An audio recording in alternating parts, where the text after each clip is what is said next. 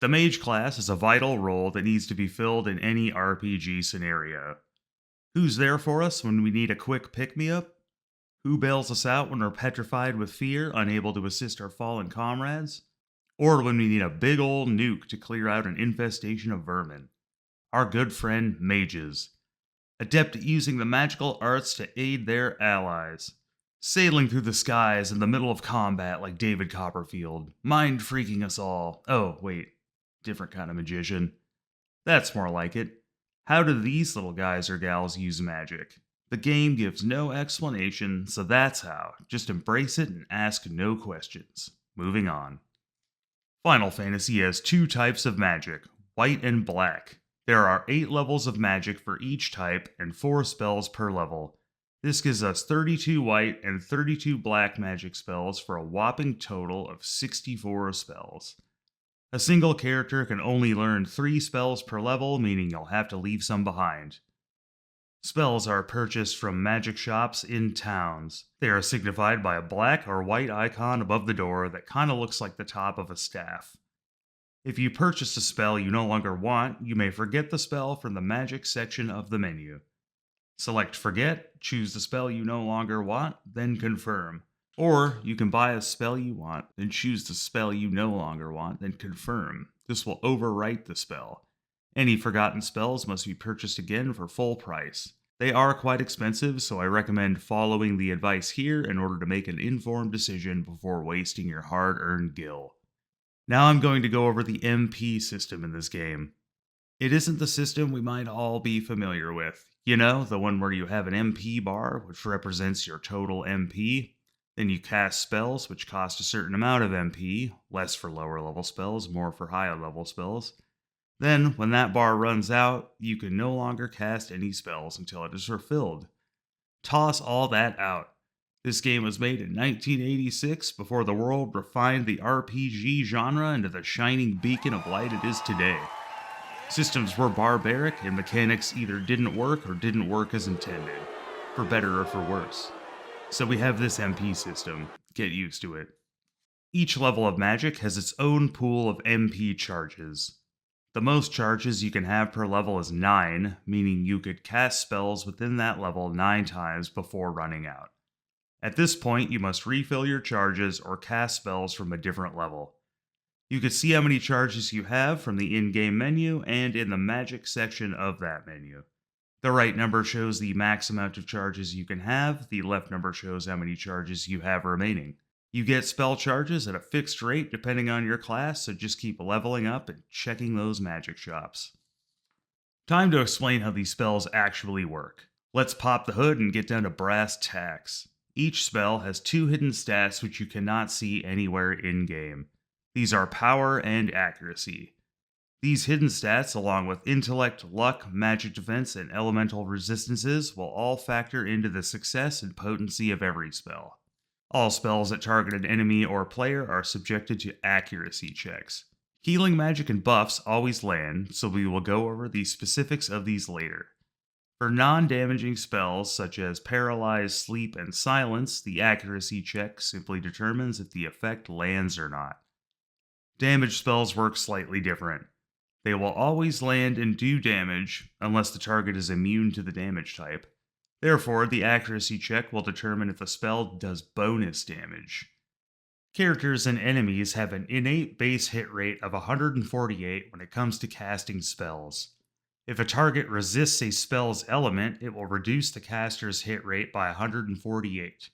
If the target is weak to the element, the caster's hit rate will be increased by 40.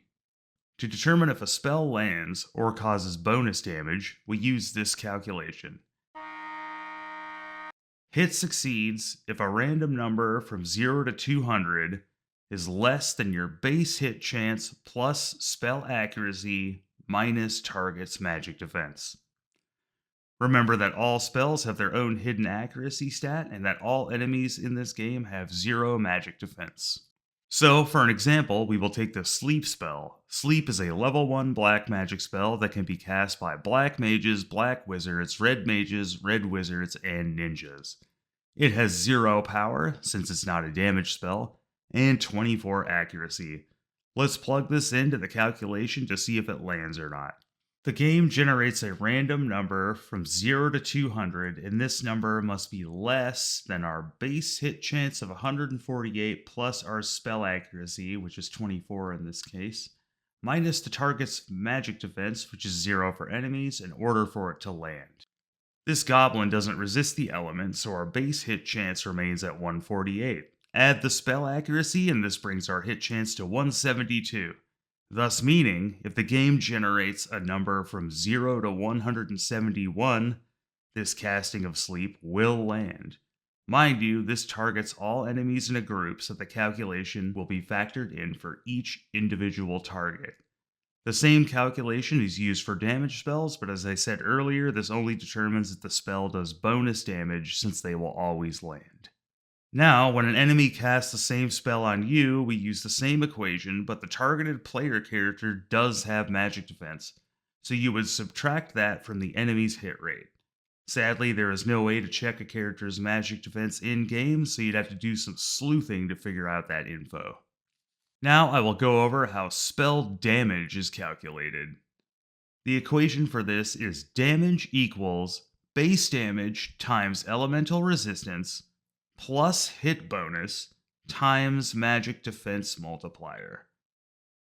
Base damage is calculated as such: spell power times intellect multiplier plus your intellect and luck combined divided by 2, plus a random number from 0 to the amount of luck you have divided by 2. Spell power is the hidden stat on damage spells, which can be checked online. The intellect multiplier will be a number from 1 to 8 determined by your intellect. You have a multiplier of 1 to start. At 20 intellect, it goes to 2. At 30 intellect, it goes to 3, 40 to 4, 50 to 5, 66 to 6, 82 to 7, and 98 intellect makes it 8. If the target resists the element, the elemental resistance multiplier will be 0.5. If they are weak to it, the multiplier will be 1.5, and if they have neither a weakness or resistance, the modifier will just be 1. We covered hit bonus earlier. If a damage spell passes this accuracy check, it will do bonus damage. The hit bonus damage will be calculated by dividing your intellect by 5. The magic defense multiplier only applies to spells cast on player characters. If your character has a magic defense of 100 or less, your multiplier is 0.875. If it is 101 to 200, the multiplier is 0.75, and if your magic defense is 201 or more, it is 0.5. All enemies will have a magic defense multiplier of 1. Now on to healing magic. As I stated earlier, healing magic will always land and heal, but how much does it heal? The calculation for this is healing amount equals spell power plus caster's intellect times spell multiplier plus a random number from 0 to the target's luck divided by 2. Every healing spell has a hidden power stat, and they each have their own multiplier. Cure and Heal have a multiplier of 1. Cura and Healara have a multiplier of 2, and Curaga and Healaga have a multiplier of 3. Curaja, Full Life, and Life do not apply since they heal at a fixed rate. Lastly, I will cover buff spells. These do not have hidden power and accuracy stats since they will always land and have fixed stat increases. Take for instance Blink. This spell works only on the caster and raises evasion by 80. It will always land no matter what and always raise evasion by 80.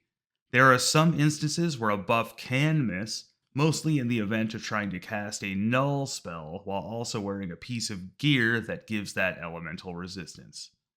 In this case, the spell will tell you it misses since it cannot overwrite the buff your gear is already giving you. Another side note, the undead damage spells available to white mages and white wizards, Dia, Diara, Diaga, and Diaja, will only affect undead enemies. If you cast these on any other enemy type, it will just say the spell missed. To be honest, I'm glad all that nerdery is over with. Now you might be asking yourself, 64 total spells? Which ones do I choose? Well, you're in luck because I'm about to tell you. When it comes to black magic, I would grab all the elemental damage spells, maybe skip the first blizzard spell. These will be your bread and butter for black mages and black wizards. The AoE versions will allow you to clear out large groups of enemies quickly, and they cover all the elements fire, thunder, and ice, which will help you better understand what hurts what. Temper is another essential spell. This will buff the target's attack by 14 and can be applied up to the max of 255 attack. Haste is another heavy hitter. This will increase the hit multiplier of the target by 1. Hit multiplier is a hidden effect that alters the amount of hits that are performed per attack.